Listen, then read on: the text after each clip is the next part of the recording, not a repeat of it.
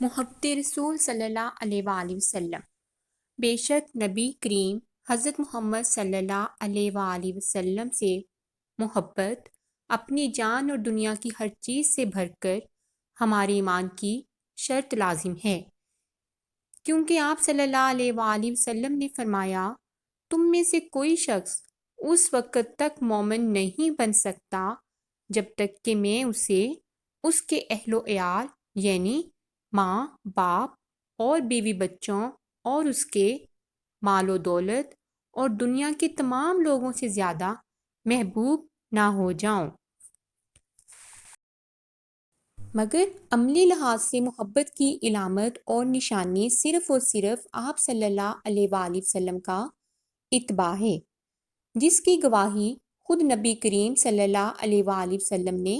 دی ہے کہ جس شخص نے میری سنت پر عمل کیا